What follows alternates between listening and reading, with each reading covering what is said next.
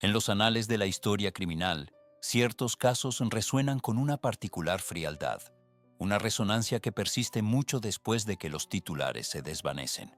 Hoy nos adentraremos en uno de esos abismos, un laberinto de secretos y horrores que se desarrolló en la aparente tranquilidad de una comunidad suburbana. ¿Qué oscuros impulsos pueden llevar a un individuo a cruzar la línea que separa la cordura de la depravación? El escenario: Wichita, Kansas, 1974. Un lugar como tantos otros, con sus calles arboladas y sus familias construyendo vidas detrás de puertas cerradas. Pero tras una de esas puertas, en la calle North Edgemoor, número 213, se gestaba una pesadilla. Cómo un hogar, símbolo de seguridad y amor, puede convertirse en la cámara de tortura de una mente perturbada. Joseph Otero, un hombre de 33 años, padre de familia y miembro activo de su iglesia, parecía encarnar la normalidad. Pero bajo esa fachada se ocultaba un depredador, un monstruo capaz de una crueldad inimaginable. El 15 de enero de 1974, Otero irrumpió en la casa de la familia Carr, atando, amordazando y finalmente asesinando a Joseph Carr, su esposa Julie y sus hijos, Joseph Jr., de 11 años, y Catherine, de 9.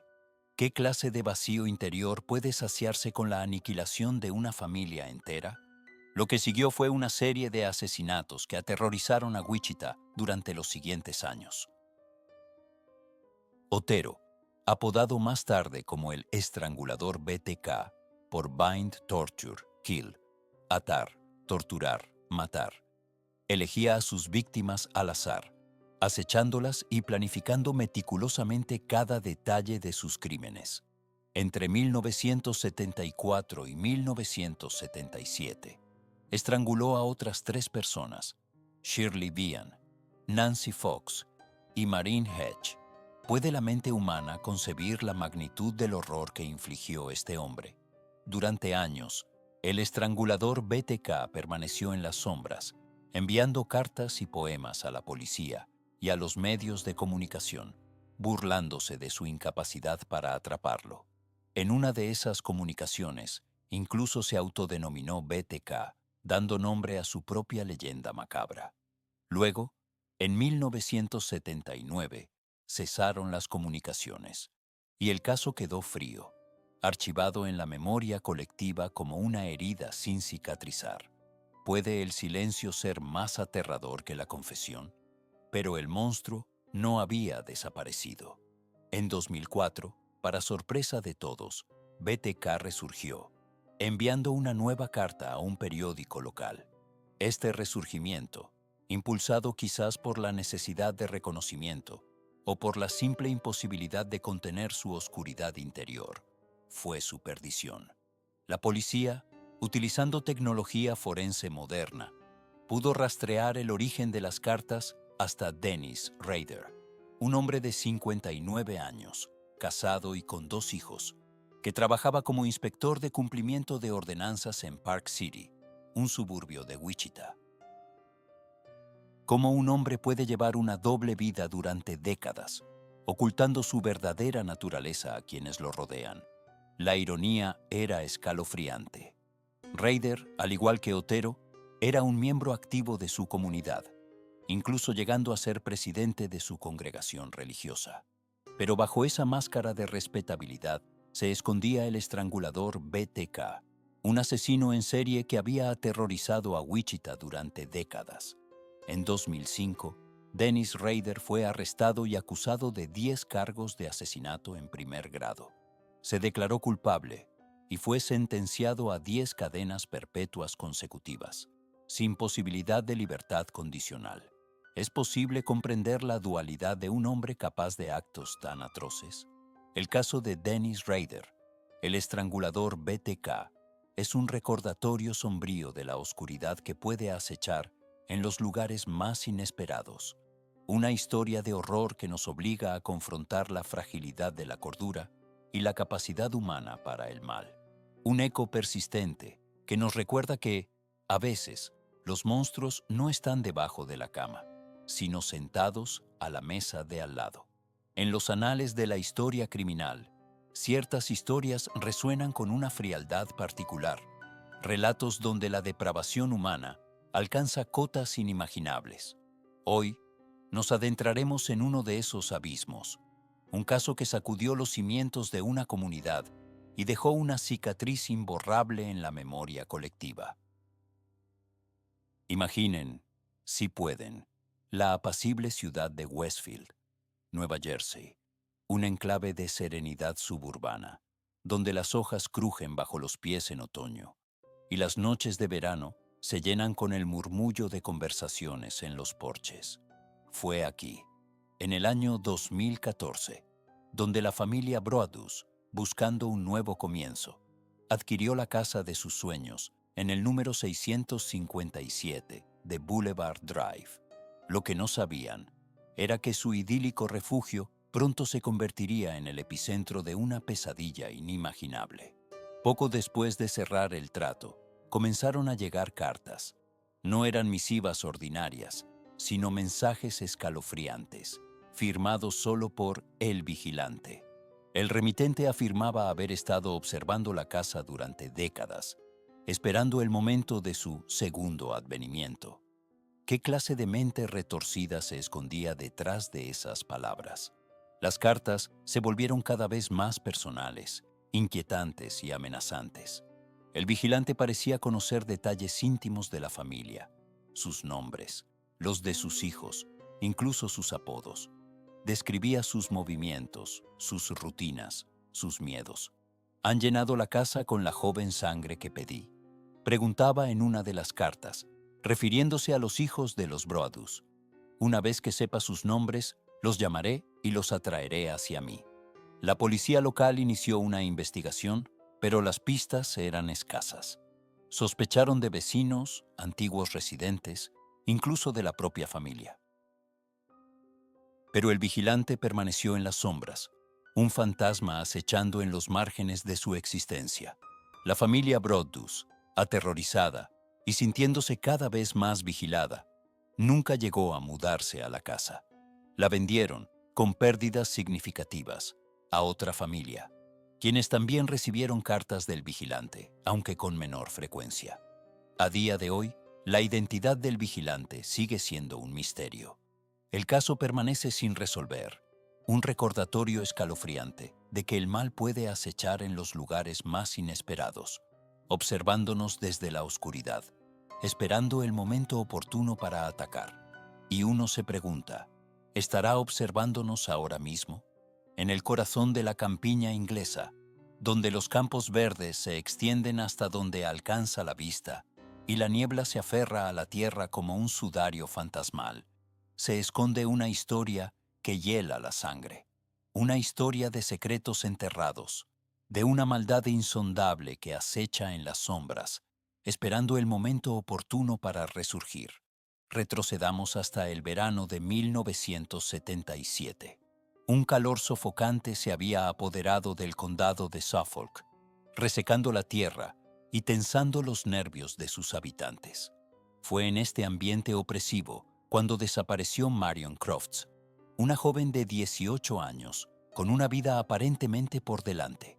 Su desaparición dejó una cicatriz imborrable en la comunidad.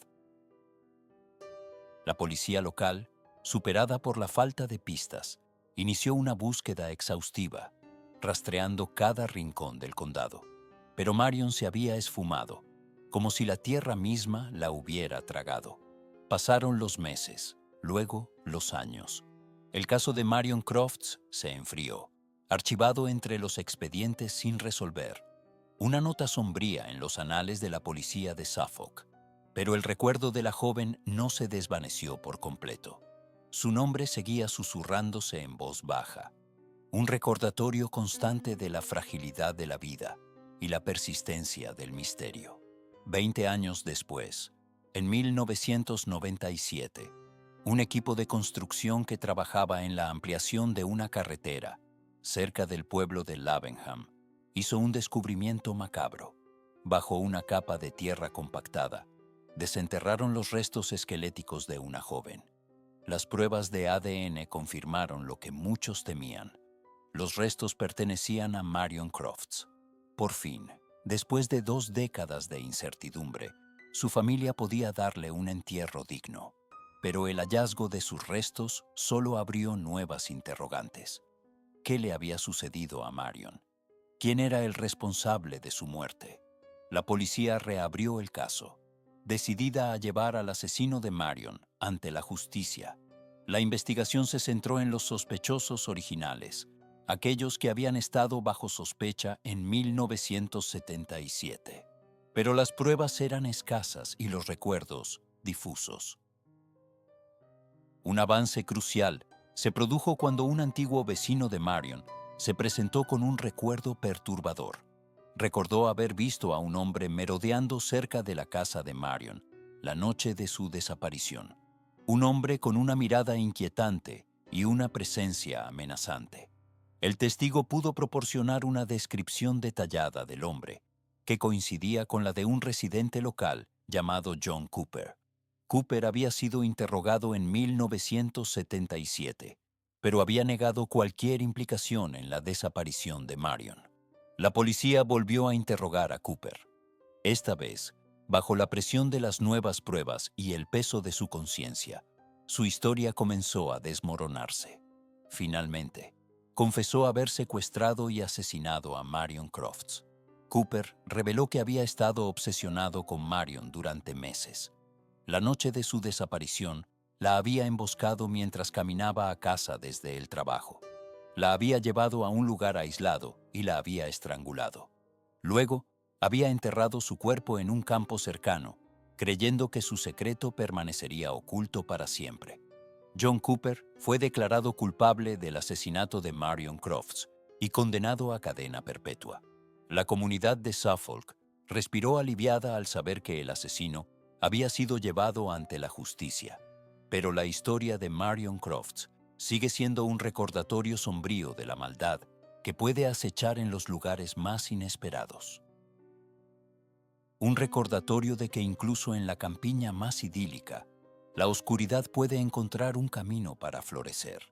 Y a veces, esa oscuridad nunca se desvanece por completo. ¿Cuántos secretos más yacen enterrados bajo la superficie, esperando ser desenterrados? En el corazón de la campiña inglesa, donde los campos verdes se extienden hasta un horizonte brumoso, se esconde una historia que hiela la sangre. Una historia de secretos enterrados, de una maldad que florece en la oscuridad y de un horror tan profundo que desafía la comprensión. ¿Estás preparado para adentrarte en ella? Retrocedamos hasta el verano de 1974. Un calor sofocante se cernía sobre la pequeña aldea de Martlesham, en Suffolk. Los días eran largos y perezosos, pero bajo la superficie de la tranquilidad rural, algo siniestro estaba a punto de emerger. El 18 de julio de ese año, la vida de Susan Long, una joven de 18 años, se truncó de forma brutal. Su cuerpo fue descubierto en un campo de maíz cercano a su casa. La escena era dantesca. La joven había sido salvajemente agredida y estrangulada. La policía local, completamente desconcertada, se enfrentaba a un crimen que parecía no tener sentido. ¿Qué clase de monstruo sería capaz de semejante atrocidad? La investigación se estancó rápidamente. A pesar de los esfuerzos de las autoridades, no se encontraron pistas sólidas. Los días se convirtieron en semanas, las semanas en meses, y el caso de Susan Long se enfrió, convirtiéndose en un recordatorio sombrío de la fragilidad de la vida y de la impunidad del mal. Pero la historia no termina aquí. Casi 3 décadas después, en 2003, la policía reabrió el caso. Los avances en la tecnología forense ofrecían una nueva esperanza para resolver el misterio. Se analizaron de nuevo las pruebas originales, buscando rastros de ADN que pudieran haber escapado a la detección en 1974. Y entonces, un avance. Se encontró una coincidencia de ADN con un hombre llamado John Cooper, un criminal convicto que cumplía condena por robo. Cooper siempre había negado cualquier implicación en el asesinato de Susan Long, pero las pruebas eran irrefutables. ¿Podría ser este el fin de un caso que había atormentado a Suffolk durante casi 30 años? En 2006, John Cooper fue acusado formalmente del asesinato de Susan Long. El juicio fue un circo mediático, con la atención de todo el país centrada en el pequeño pueblo de Martlesham. La fiscalía presentó un caso sólido, basado en las pruebas de ADN y en el testimonio de varios testigos. La defensa, por su parte, intentó sembrar dudas sobre la fiabilidad de las pruebas forenses. Después de semanas de deliberación, el jurado emitió su veredicto: culpable. John Cooper fue declarado culpable del asesinato de Susan Long y condenado a cadena perpetua. La justicia, por fin, había llegado para Susan, pero ¿podría realmente traer paz a su familia y a la comunidad de Martlesham? La respuesta, quizás, sea más inquietante de lo que parece, porque aunque John Cooper fue condenado por el asesinato de Susan Long, muchos creen que no actuó solo. Rumores de un culto satánico operando en la zona en la década de los 70 han persistido durante años. ¿Podría Susan haber sido víctima de un ritual macabro? ¿Oculta la campiña inglesa secretos aún más oscuros? La verdad, como suele ocurrir, permanece enterrada bajo capas de tiempo y silencio. Pero una cosa es segura: la historia de Susan Long es un recordatorio escalofriante de que el mal puede acechar en los lugares más inesperados, y que incluso en la tranquilidad de la campiña, el horror puede encontrar un hogar. Y a veces, la justicia, aunque llegue, no es suficiente para disipar la oscuridad. ¿Te atreves a seguir indagando? En el corazón de la apacible campiña inglesa, donde los campos verdes se extienden hasta donde alcanza la vista y el murmullo del viento es casi la única compañía, se esconde una historia que desgarra la tranquilidad. Una historia de secretos enterrados, de una maldad que acecha en las sombras y de una familia marcada por la tragedia. ¿Qué oscuros secretos se ocultaban tras las paredes de la mansión? Los hechos se remontan a 1986, en el condado de Suffolk. La familia Coverdale, respetada y aparentemente feliz, residía en una imponente casa de campo, símbolo de su prosperidad y estatus. Pero tras la fachada de perfección, se gestaba una tormenta. El matrimonio Coverdale, compuesto por David y Carol, tenía 3 hijos. Sophie, la mayor, de 15 años, Henry, de 12, y Alice, la pequeña, de tan solo 7. Una familia como tantas otras, con sus rutinas, sus alegrías y sus pequeñas disputas. Hasta que una noche de octubre, todo cambió. ¿Qué detonó la espiral de horror que estaba por venir? Carol Coverdale fue encontrada sin vida en el jardín trasero de la casa. Un charco de sangre tiñó la hierba de un rojo oscuro, contrastando con la palidez de su rostro. La autopsia reveló que había sido brutalmente asesinada con un objeto punzante. La policía local, desconcertada, inició una investigación que pronto se tornaría laberíntica. David Coverdale, el esposo afligido, se convirtió en el principal sospechoso. Su coartada era débil, su comportamiento errático. Sin embargo, no había pruebas concluyentes que lo incriminaran directamente. La comunidad, consternada, observaba con incredulidad cómo la tragedia se cernía sobre la familia. Pero la pesadilla no había hecho más que empezar. Apenas un año después, en 1987, la tragedia golpeó de nuevo. Sophie Coverdale, la hija mayor, desapareció sin dejar rastro. La policía rastreó cada rincón del condado, interrogó a amigos y vecinos, pero Sophie parecía haberse esfumado en el aire. El caso se enfrió, convirtiéndose en un expediente más en los archivos policiales. ¿Podría haber una conexión entre ambos sucesos? Los años pasaron, y la mansión Coverdale quedó sumida en un silencio sepulcral. David Coverdale, consumido por la culpa y el dolor, se recluyó en sí mismo, viviendo como un fantasma en su propia casa. Henry y Alice Traumatizados por la pérdida de su madre y su hermana, intentaban reconstruir sus vidas, marcados para siempre por la tragedia. En 2010, más de 2 décadas después de los crímenes, un nuevo equipo de investigadores reabrió el caso. Nuevas tecnologías y técnicas forenses permitieron analizar pruebas que en su momento habían pasado desapercibidas. Y entonces surgió una pista escalofriante. ¿Qué secreto permaneció oculto durante más de 20 años? En el jardín trasero de la mansión, cerca del lugar donde Carol Coverdale había sido asesinada, se encontraron restos óseos. El análisis de ADN confirmó lo que muchos temían. Pertenecían a Sophie Coverdale. La joven había sido asesinada y enterrada en el mismo lugar donde su madre había encontrado la muerte. La evidencia apuntaba directamente a David Coverdale. Acusado de doble asesinato, fue llevado a juicio. La defensa argumentó que se trataba de una coincidencia macabra, que las pruebas eran circunstanciales, pero el jurado no se dejó convencer. David Coverdale fue declarado culpable y condenado a cadena perpetua. ¿Se hizo justicia o la verdad permanece aún más oscura? En prisión, David Coverdale nunca admitió su culpabilidad. Murió en 2020, llevándose consigo los secretos de la mansión Coverdale. Algunos creen que era un monstruo, un asesino despiadado capaz de destruir a su propia familia.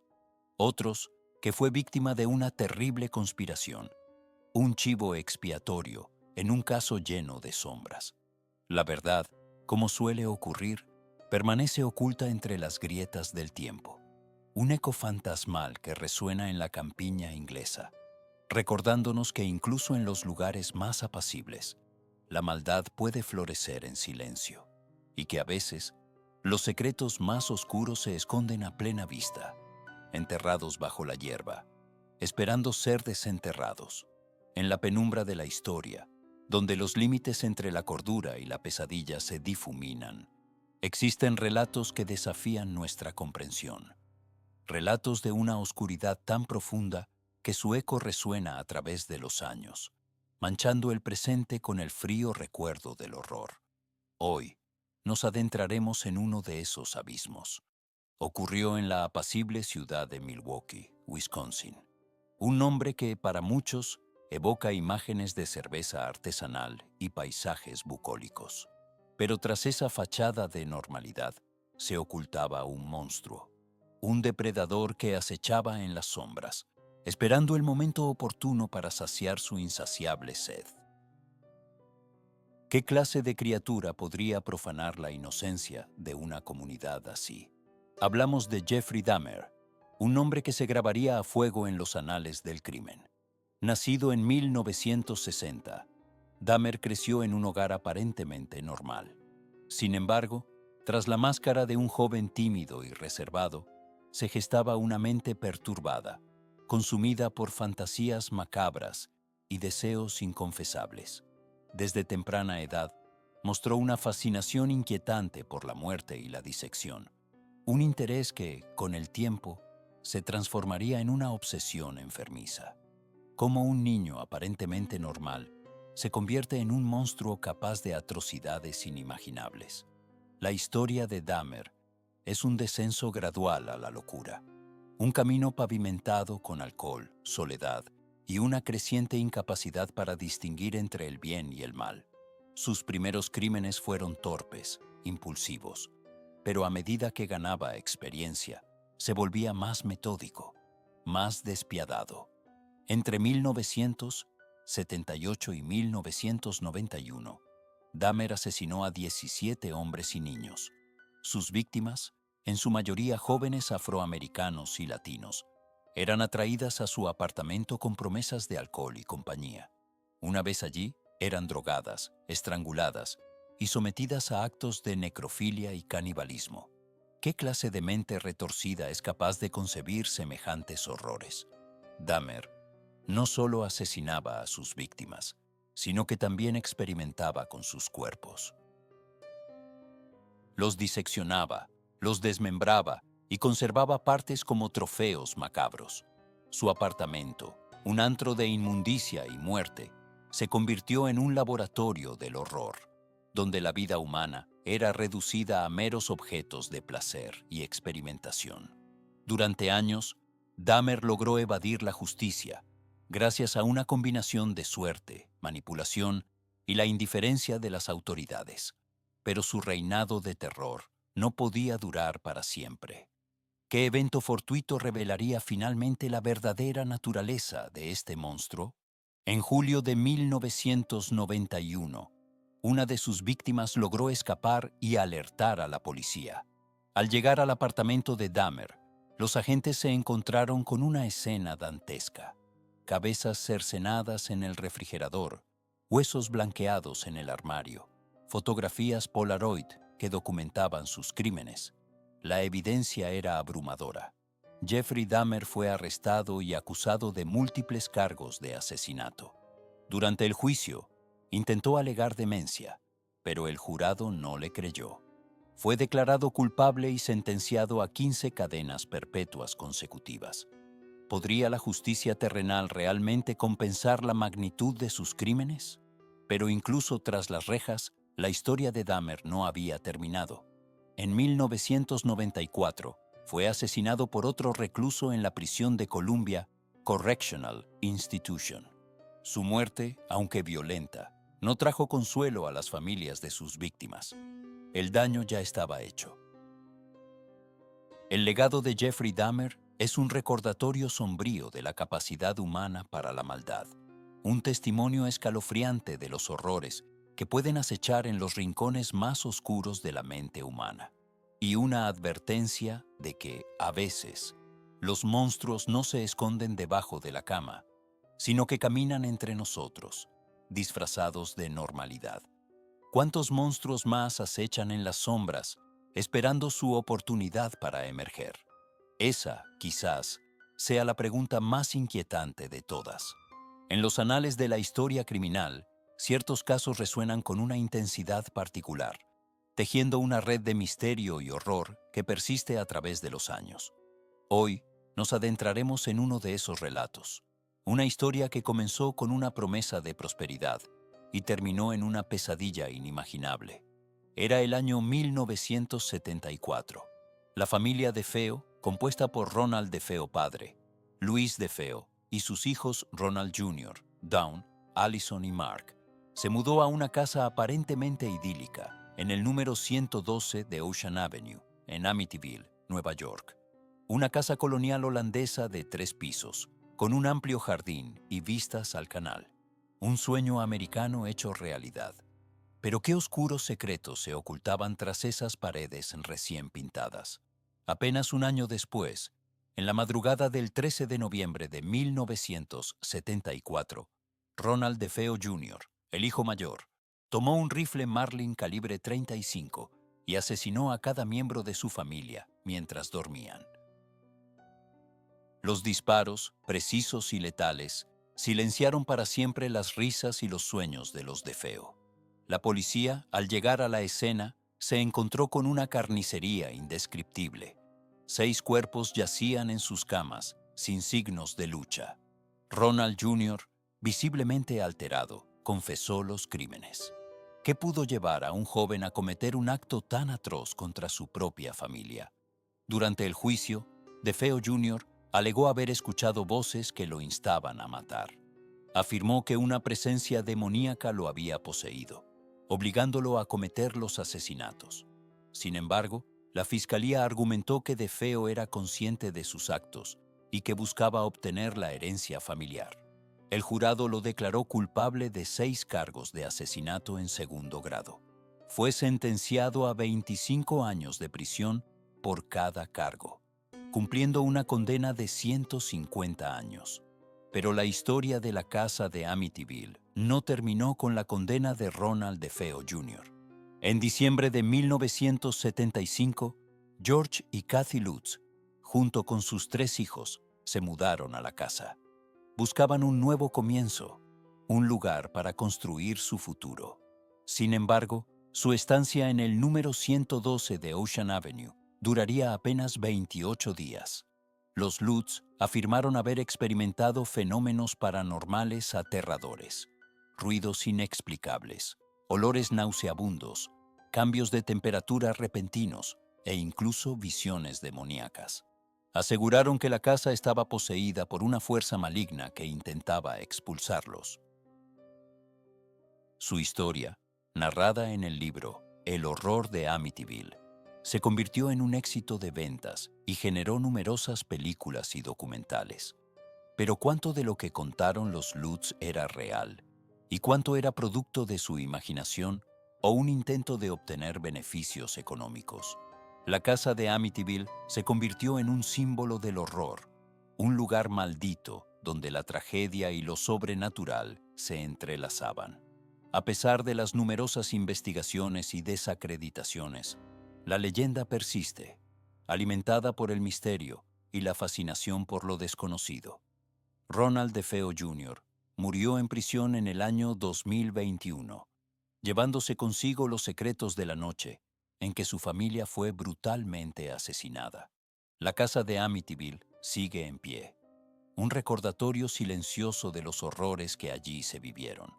Y aunque las paredes hayan sido repintadas y los fantasmas, quizás, hayan encontrado la paz, la sombra de la tragedia continúa acechando en el número 112 de Ocean Avenue, un lugar donde la línea entre la realidad y la pesadilla se difumina, dejándonos preguntándonos qué horrores, aún desconocidos, podrían estar esperando a ser desenterrados.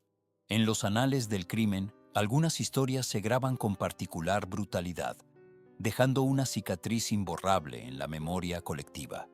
Hoy nos adentraremos en una de esas historias, un relato de obsesión, engaño y una violencia que desafía la comprensión.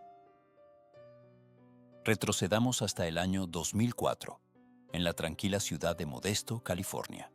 Allí, una joven llamada Laci Peterson, de 27 años y embarazada de 8 meses, desapareció sin dejar rastro en la víspera de Navidad. ¿Qué secretos ocultaba esa aparente idílica vida? Su esposo, Scott Peterson, un carismático vendedor, se convirtió rápidamente en el foco de la investigación. Sus inconsistencias, su comportamiento errático, todo apuntaba hacia una verdad escalofriante. ¿Era posible que el hombre que había jurado amarla y protegerla estuviera involucrado en su desaparición? La búsqueda de Laci se convirtió en una obsesión nacional. Voluntarios peinaron la ciudad.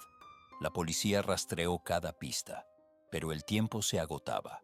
4 meses después, la pesadilla se confirmó. Los cuerpos de Laci y su hijo nonato, Connor, fueron encontrados a kilómetros de distancia, en la bahía de San Francisco. La evidencia era irrefutable. El juicio de Scott Peterson fue un circo mediático.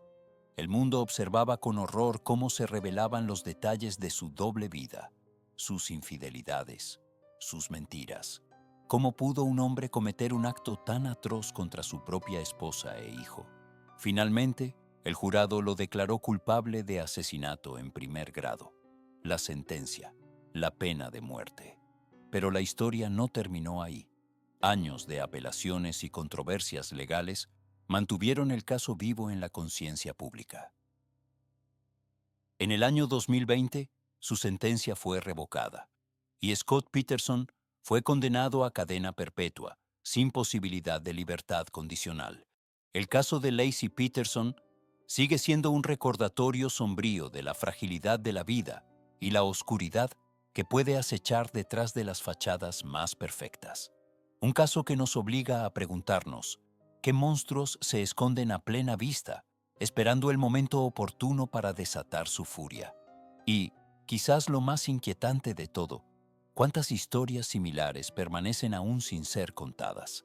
En el corazón de la campiña inglesa, donde los campos verdes se extienden hasta donde alcanza la vista y la niebla matutina se aferra a la tierra como un sudario, se esconde una historia que hiela la sangre. Una historia de secretos enterrados, de inocencia perdida y de una maldad que acecha en las sombras. ¿Estás preparado para adentrarte en ella? Retrocedamos hasta 1966.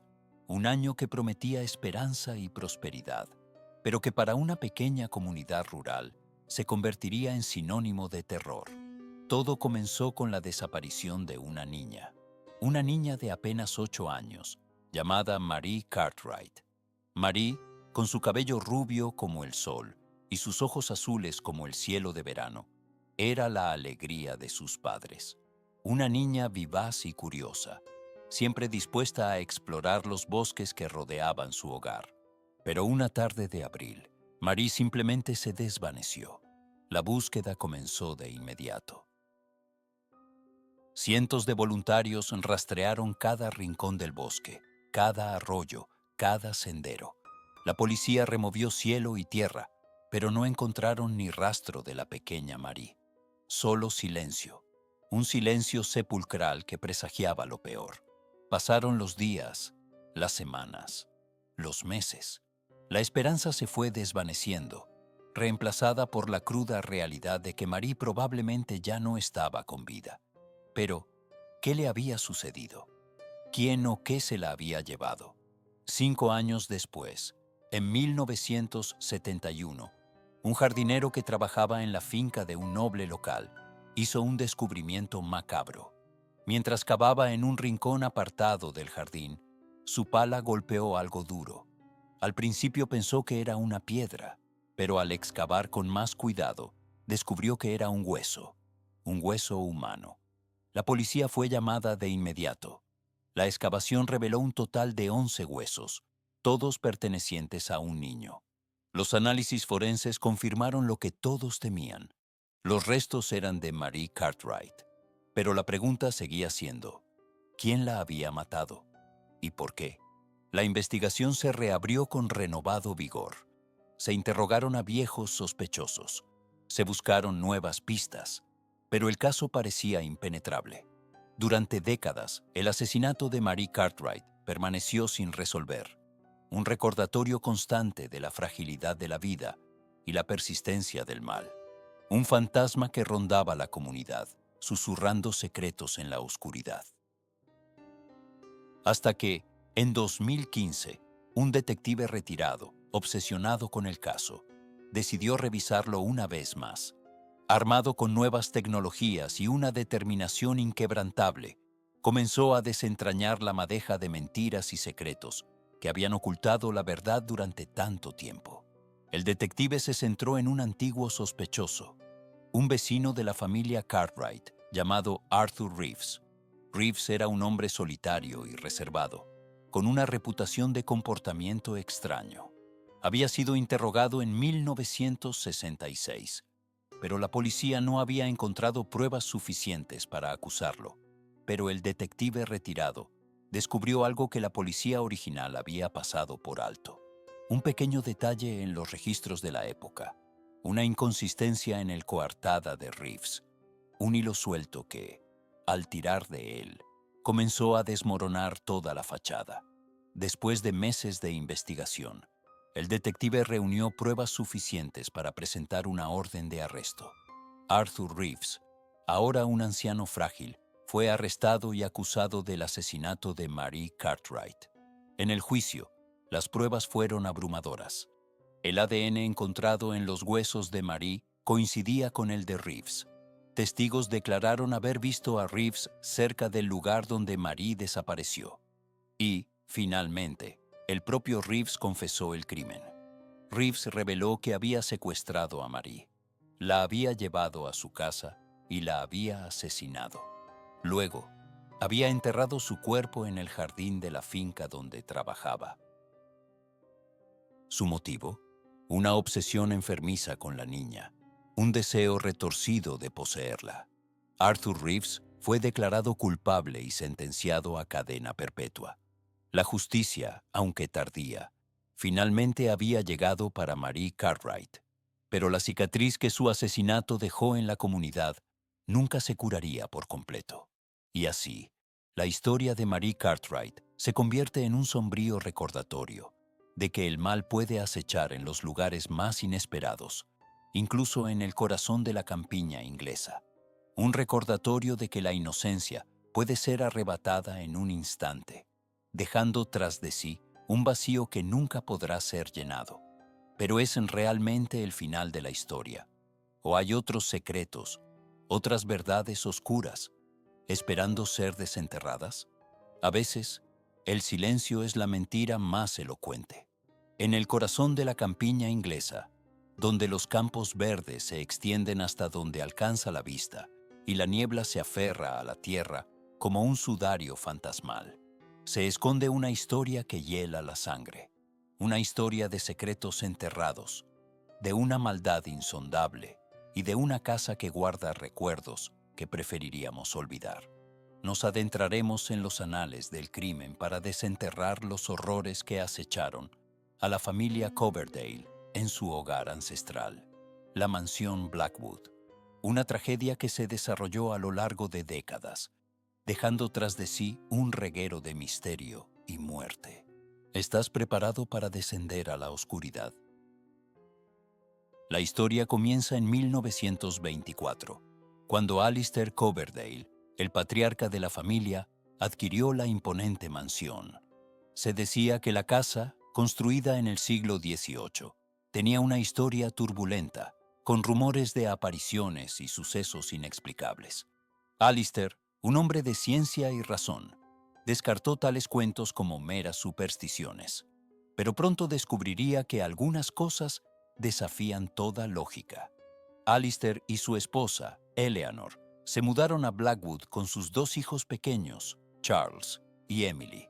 La vida parecía idílica al principio. Sin embargo, con el paso de los meses, una sombra comenzó a cernirse sobre la familia.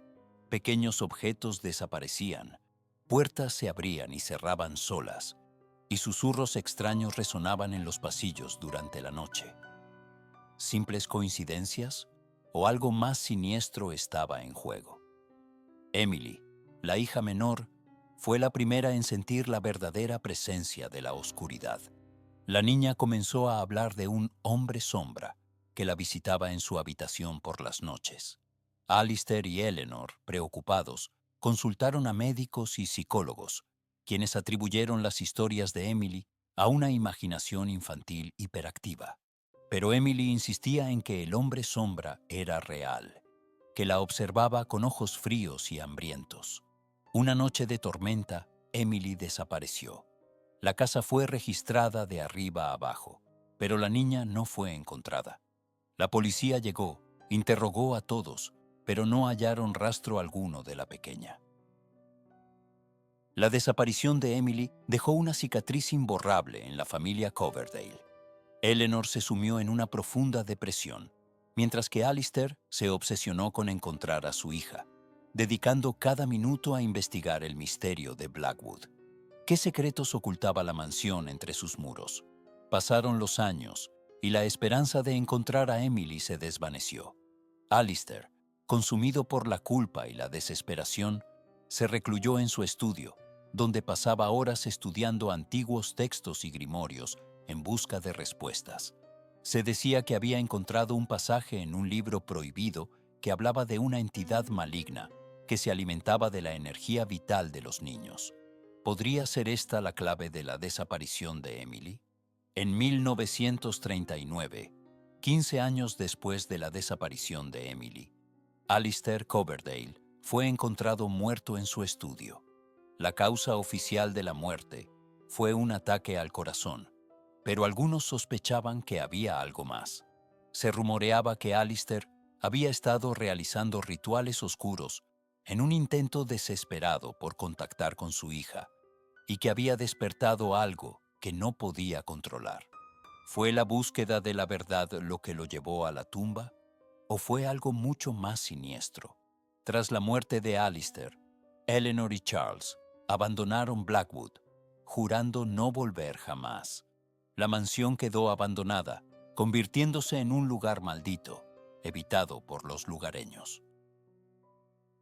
Se decía que los fantasmas de Emily y Alistair vagaban por los pasillos, buscando venganza por los horrores que habían sufrido. ¿Podría una casa estar realmente maldita?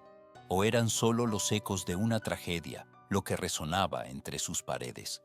Décadas más tarde, En 1972, Charles Coverdale, ya un hombre mayor, decidió regresar a Blackwood.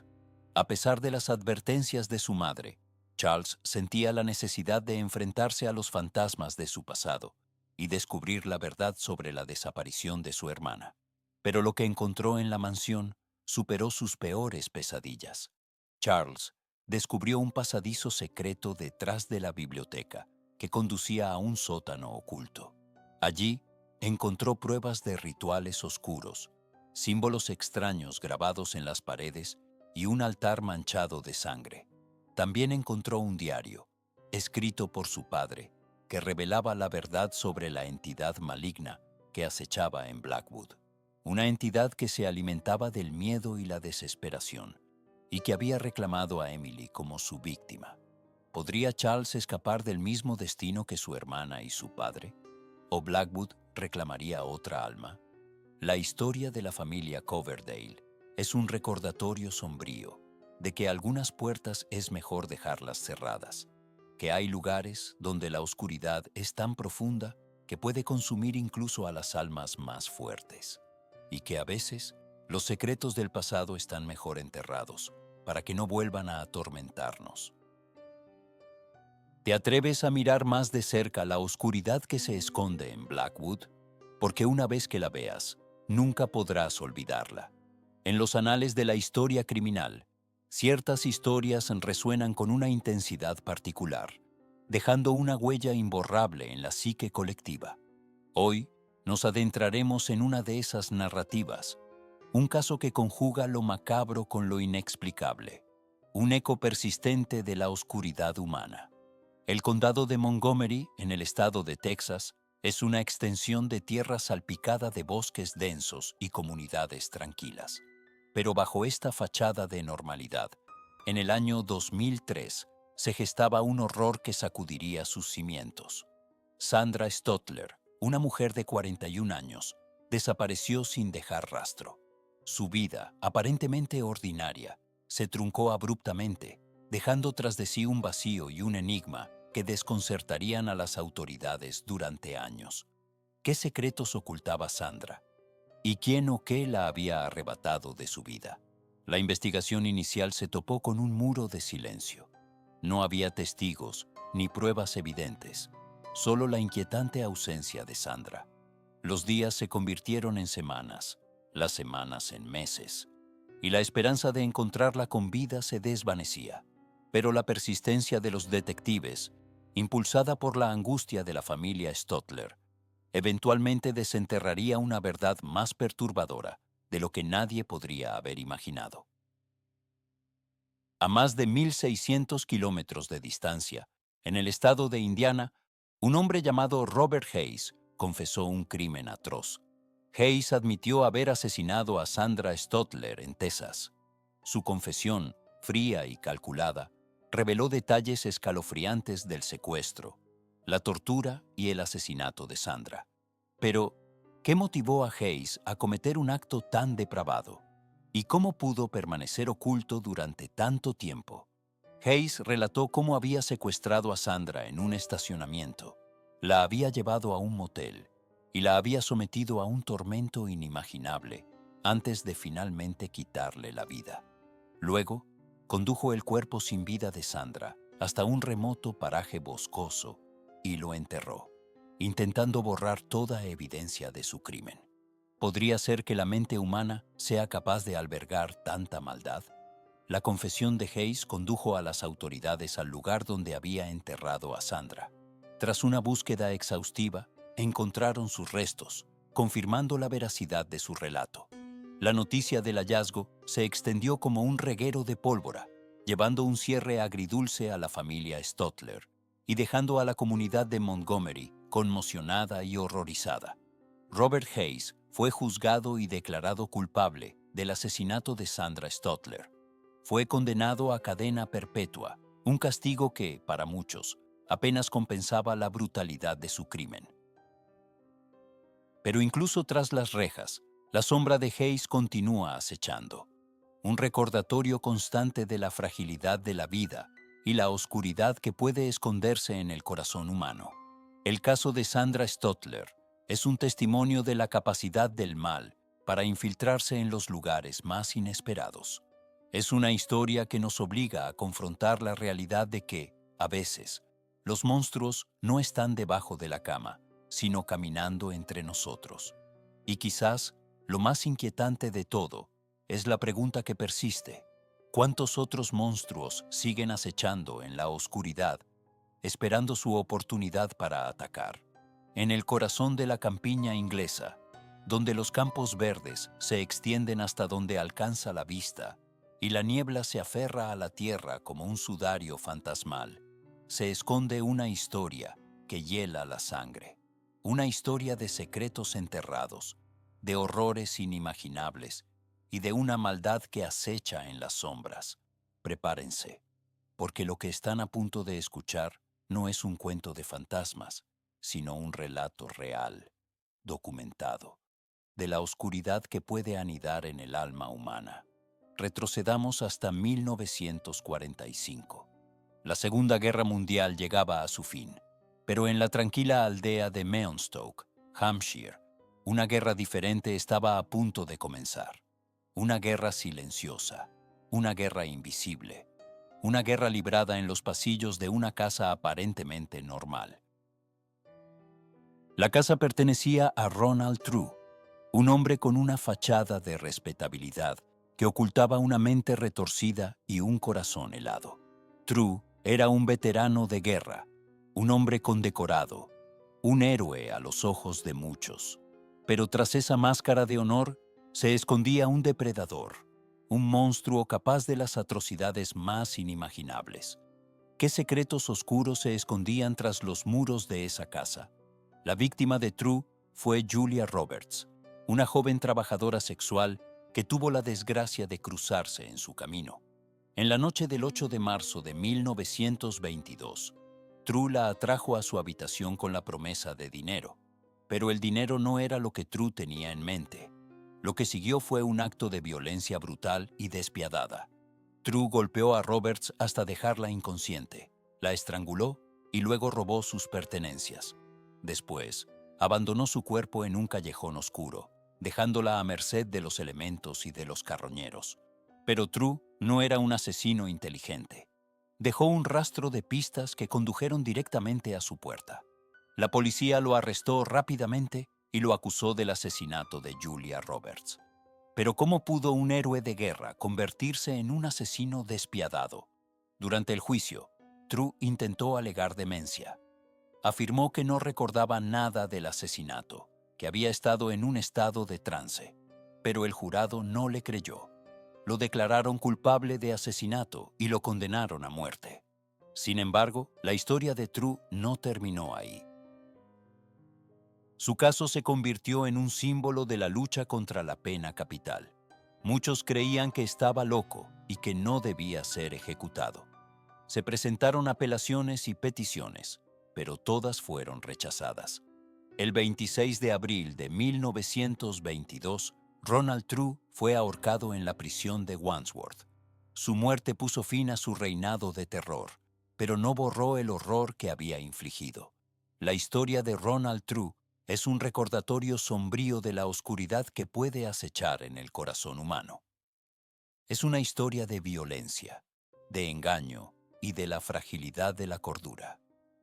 Una historia que nos obliga a preguntarnos qué horrores se esconden tras las fachadas de normalidad que nos rodean. Y, quizás lo más inquietante de todo, nos recuerda que el mal puede estar más cerca de lo que creemos. En los anales de la historia criminal, ciertas historias resuenan con una particular frialdad, ecos de una maldad que desafía la comprensión. Hoy nos adentraremos en una de esas narrativas, un relato donde la inocencia se desvanece en la oscuridad y la verdad se esconde tras un velo de misterio. ¿Qué sucede cuando la línea entre la cordura y la demencia se difumina, dejando tras de sí un rastro de sangre y preguntas sin respuesta? Retrocedamos hasta el verano de 1975. En la apacible comunidad de Mount Vernon, en el estado de Nuevo Hampshire, Estados Unidos, La familia Cover se preparaba para disfrutar de un día como cualquier otro. Pero el destino, como a menudo ocurre, tenía otros planes. Irene Cover, una mujer de 38 años, se encontraba sola en casa con sus dos hijos menores, Bethany, de 11 años, y Ruben, de tan solo 4. Su esposo, David Cover, estaba fuera, cumpliendo con sus obligaciones laborales. Lo que nadie imaginaba era que, al caer la noche, la tranquilidad de su hogar se convertiría en una pesadilla indescriptible. ¿Qué fuerzas invisibles se conjuraron para alterar el curso de esa fatídica jornada? Alrededor de las 8 de la noche, David regresó a casa, solo para ser recibido por una escena que lo marcaría para siempre. Su esposa, Irene, yacía sin vida en el dormitorio principal, víctima de una brutal agresión. La pequeña Bethany también había sido atacada salvajemente, aunque aún conservaba un hilo de vida. Ruben, milagrosamente, había escapado ileso. La noticia del crimen sacudió a Mount Vernon hasta sus cimientos. ¿Quién podría haber cometido semejante atrocidad en un pueblo donde la puerta de la casa permanecía abierta y la confianza era la moneda corriente? La investigación policial se inició de inmediato, pero las pistas eran escasas y confusas. No había señales de robo, lo que descartaba un móvil económico. La violencia del ataque sugería un acto de furia descontrolada. Pero, ¿quién podría albergar tal odio hacia Irene Cover? A medida que los días se convertían en semanas, la presión sobre las autoridades aumentaba. La comunidad exigía respuestas, y la sombra de la sospecha se cernía sobre cada habitante de Mount Vernon. ¿Podría el asesino estar oculto a plena vista, esperando el momento oportuno para volver a atacar? En medio de la incertidumbre y el miedo, un nombre comenzó a surgir con insistencia.